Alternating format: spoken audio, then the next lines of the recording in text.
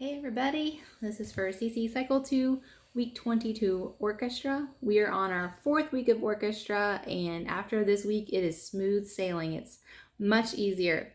This will be our last week that we introduce a composer and a new piece, so after this, it's all downhill. Okay, so I'm going to start this lesson off by maybe asking a review question, kind of just to get their brains warmed up in an orchestra mode. Maybe ask them when the classical period was, and then remind them we are in the Romantic period now. And the Romantic period was from the early 1800s to like the early 1900s. And then I'll just move right into a few fun facts or interesting facts about Antonin Dvorak. And so you can pick your own if you want, look into his life and maybe pick just a fun few facts. There is some about him in the Classical Music for Dummies book on page 63. And then again, it has that list at the end of some other pieces that you could listen to. So always encourage the moms that they can go home, like you can put it in your tutor email or just say it in class.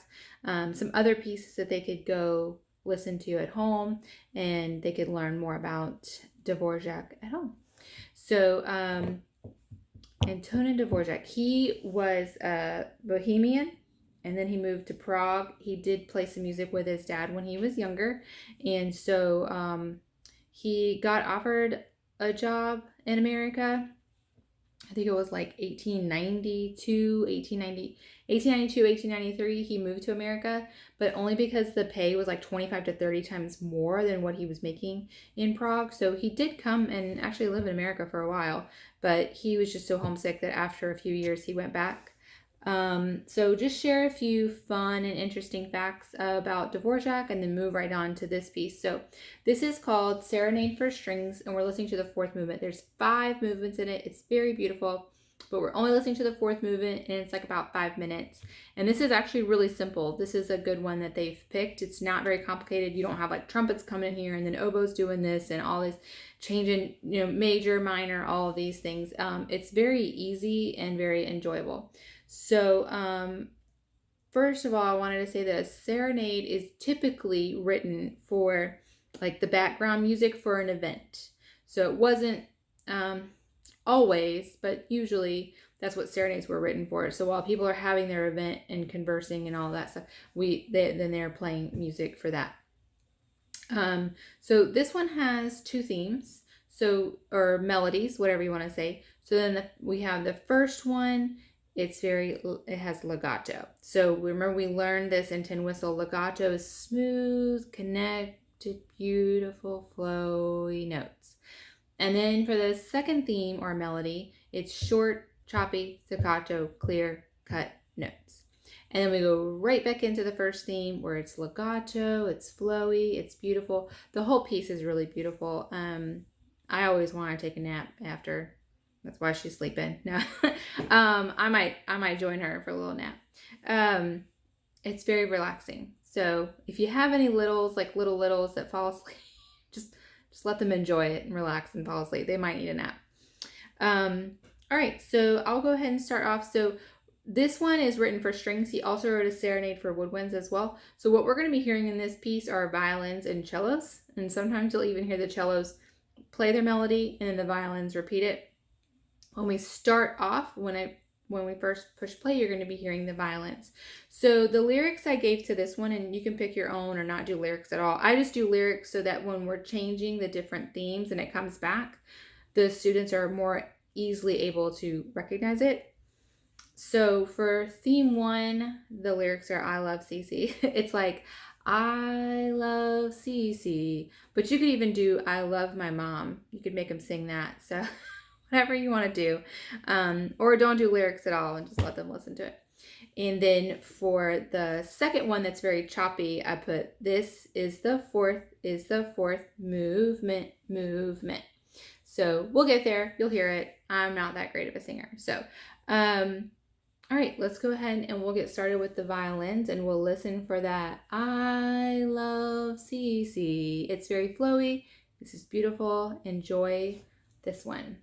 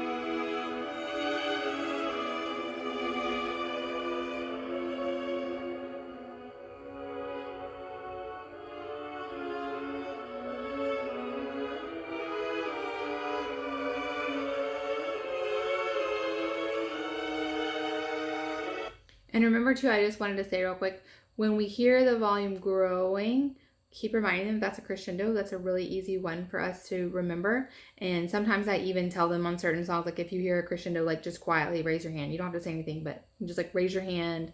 I hear a crescendo. So I'll keep going.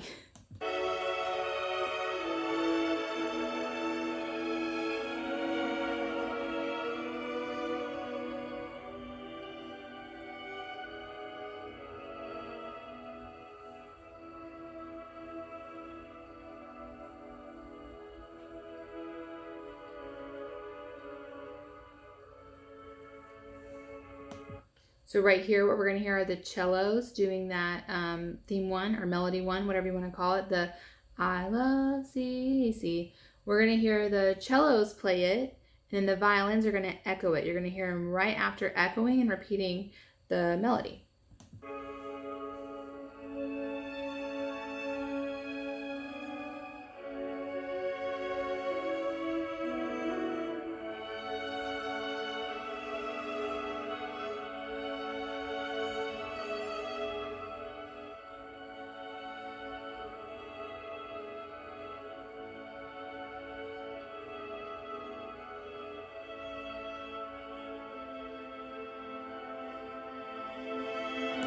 Right here is a really big crescendo.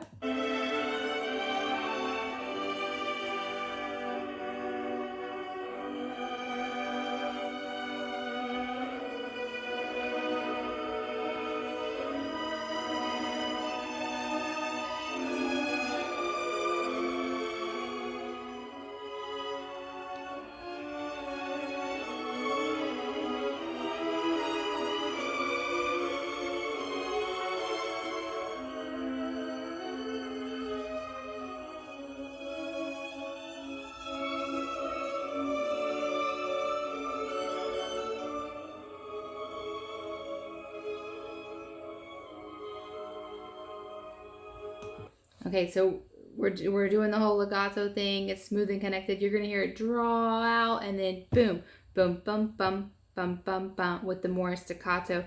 It's very, very clear. It's hard to miss. So for this one, the lyrics I put with it is, this is the fourth movement, movement. So you'll hear that over and over again. It's very clear.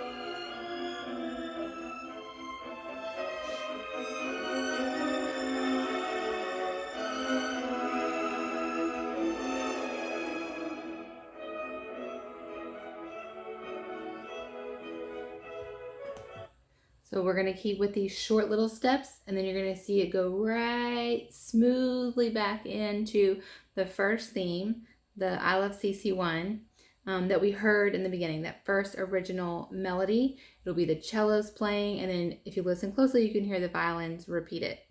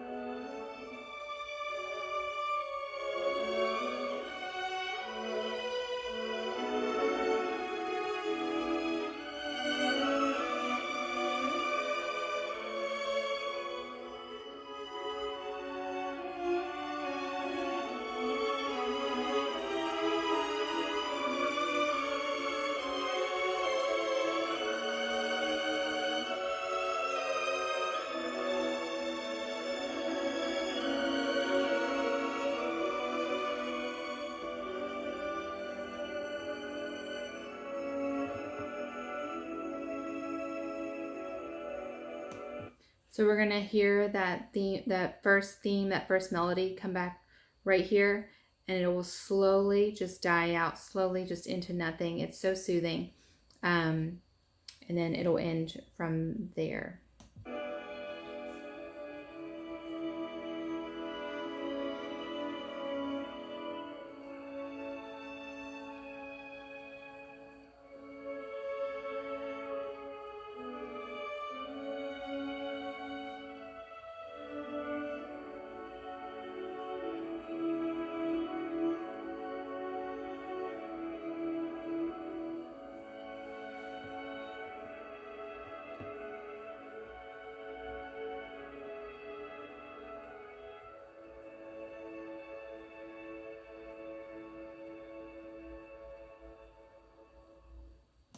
And that's it.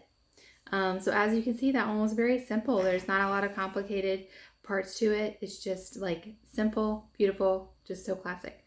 After I go through and I do my commentary like I just did, then I'm just going to let them kick back, relax, use their little sleeping mask if they want, and just enjoy it. If you have really little ones that fall asleep, it's totally fine. Just let them listen and relax.